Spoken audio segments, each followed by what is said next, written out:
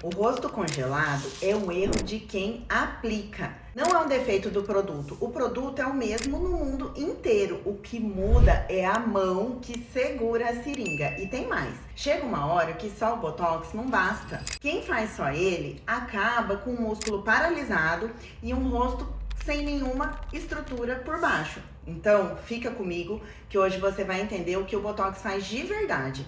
O que decide se o resultado vai ficar natural ou artificial e em que momento ele para de ser suficiente sozinho. Pensa comigo no interruptor de luz. O nervo é o dedo que aperta o interruptor e o músculo é a lâmpada que acende e contrai. O que a toxina faz é desligar esse interruptor. Ela bloqueia a liberação da acetilcolina ali na junção entre o nervo e o músculo. Então o sinal não passa e o músculo não contrai. E a linha de expressão, que é ali pela contração muscular, acaba suavizando. Esse é o nome técnico, acetilcolina. Mas na prática é só isso. O recado do nervo não chega. E muita paciente trava no nome toxina. Eu tenho muito disso no consultório. Chega gente que adiou o Botox por anos com medo, achando que é veneno no rosto. Olha, esse efeito dura em média de 3 a 6 meses e depois vai embora. Quando a acetilcolina, por um mecanismo natural, volta a ser liberada. O músculo volta ao normal. É reversível.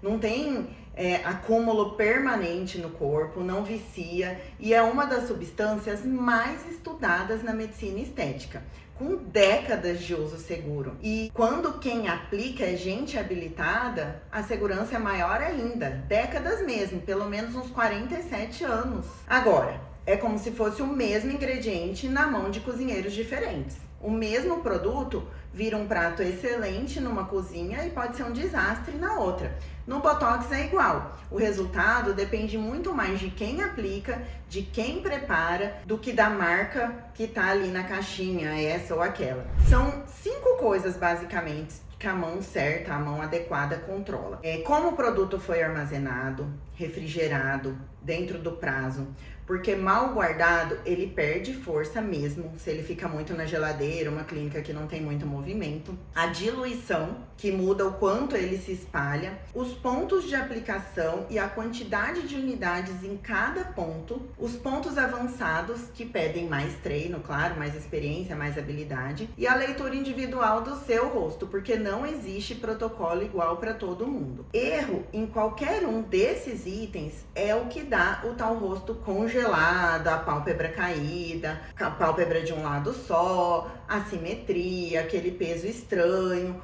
Por isso que eu recuso quando o paciente chega me pedindo o resultado artificial, proposital, aquela caricatura daquela fulana. Às vezes eu perco o paciente mesmo por causa disso e tá tudo bem. Porque o que eu busco é aquele tipo assim, eu nem sabia, você tá tão bem, nem sabia que você fazia algo. O rosto que continua sendo seu, com expressão, com identidade, mas só sem aquelas linhas que você não quer. É por isso que na hora de escolher, você olha primeiro quem aplica e o critério dessa pessoa. O que você paga deve vir depois, se é que você respeita o templo que você recebeu dele para habitar, certo? E aqui tá a parte que ninguém te conta. A gente não envelhece só de ruga, são 5 camadas envelhecendo juntas.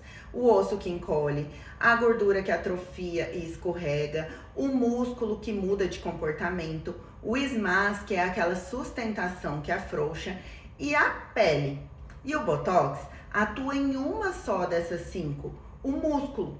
Ele segura os músculos que puxam o rosto para baixo e preserva ou dá força para os que levantam. Só isso, porque quando você relaxa o que tá puxando para baixo, o que tá puxando para cima ganha força e levanta. Só isso.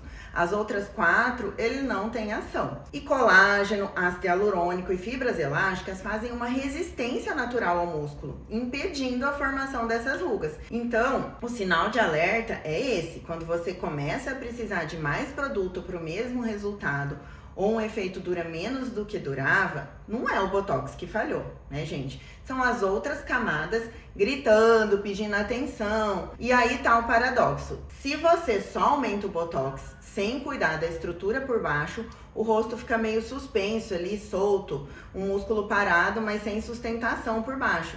fica artificial de um jeito diferente do congelado, mas artificial. Aquela bochecha separada dos olhos, com degrau, sobrancelha retificada com a pele pesando. Um exemplo do que tá muito comum agora é quem usa medicação para emagrecer, tipo Mounjaro, Ozempic. A gordura do rosto, ela acaba atrofiando rápido com o uso dessas medicações.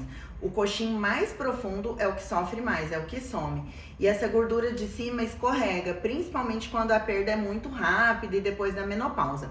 Isso não é um alarme. Essas medicações são ótimas, têm indicação própria.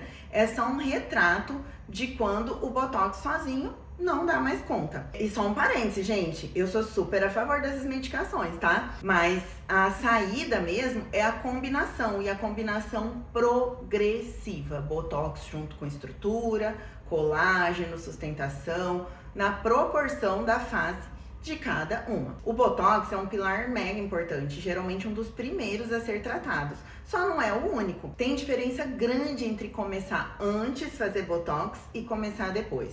O preventivo é quando a gente aplica antes da ruga virar fixa. Relaxa o músculo antes da linha gravar ali na pele. O resultado é mais leve, é mais natural.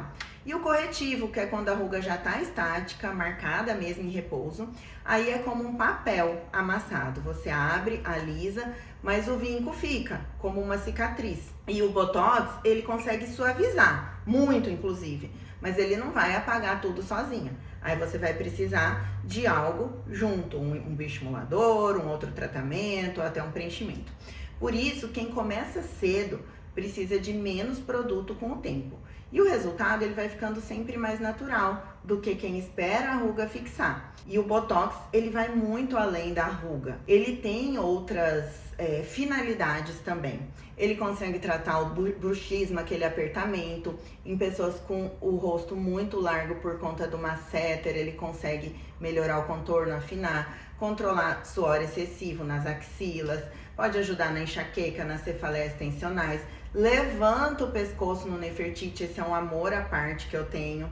Corrige o sorriso gengival, apesar de não ser a minha primeira escolha. E, gente, eu te falo isso porque eu mesma faço. Eu uso Botox desde os meus 23 anos, então faz uns 22 anos, nem faz as contas, dos 4,5 aqui, no rosto e no pescoço. Eu sou comedida, eu faço o necessário, não o máximo. Eu adoraria estar toda semana fazendo procedimento, uma massagenzinha, algo lá na clínica, mas não dá. Mas eu faço o que precisa. Na clínica, gente, eu gosto de fazer uma análise 3D, com uma tecnologia que a gente tem de inteligência artificial que mostra para a paciente o cenário real do rosto dela, o que de fato está impactando naquela beleza, não o que ela acha que impacta. Então isso ajuda muito também a parte educativa de mostrar para a paciente, porque a gente já, o diagnóstico a gente faz ali no olho. Então se você tem dúvida se é a sua hora de começar ou sente que o resultado não tá mais o mesmo, é isso que a gente avalia numa consulta ou numa avaliação, porque cada rosto é um projeto. E eu gosto de fazer essa documentação por análise 3D como parte mesmo desse projeto. Porque no fim, o que mantém o seu rosto sendo seu é a mão certa, começando cedo e cuidando das 5 camadas juntas, não só da ruga. Então, se você está em dúvida se chegou a sua hora ou sente o resultado diminuindo, me conta aqui nos comentários.